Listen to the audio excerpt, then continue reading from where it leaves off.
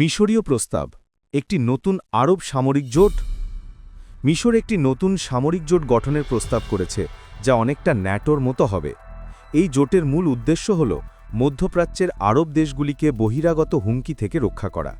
মিশরের রাজধানী কায়রো এই জোটের নেতৃত্বে থাকবে এবং সৌদি আরব এর একটি গুরুত্বপূর্ণ অংশীদার হতে পারে বলে জানা গেছে। এই জোটের প্রধান লক্ষ্য হল যে কোনো আরব দেশ আক্রান্ত হলে দ্রুত সামরিক পদক্ষেপ নেওয়া।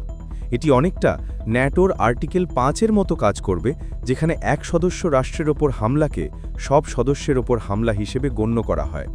এর মাধ্যমে আরব দেশগুলির মধ্যে সম্মিলিত নিরাপত্তা নিশ্চিত করা যাবে।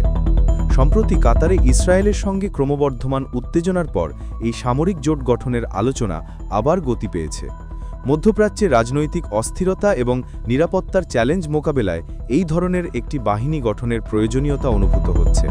মিশরের প্রেসিডেন্ট সিসি-এর সরকার এই যৌথ আরব বাহিনী গঠনের জন্য বিশেষভাবে চাপ দিচ্ছে।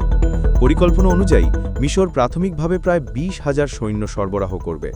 মিশর ছাড়াও সৌদি আরবকে এই জোটের প্রধান সহযোগী হিসেবে বিবেচনা করা হচ্ছে। একটি যৌথ আরব সামরিক বাহিনী গঠনের ধারণাটি নতুন নয়। প্রায় এক দশক আগেও এই ধরনের একটি পরিকল্পনা প্রস্তাব করা হয়েছিল, কিন্তু তখন তা বাস্তবায়িত হয়নি।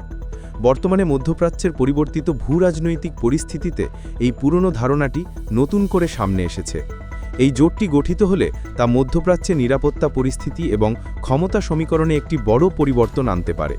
তবে এর বাস্তবায়ন কতটা সম্ভব হবে তা নির্ভর করছে আরব দেশগুলোর মধ্যে রাজনৈতিক সদিচ্ছা এবং পারস্পরিক সহযোগিতার উপর।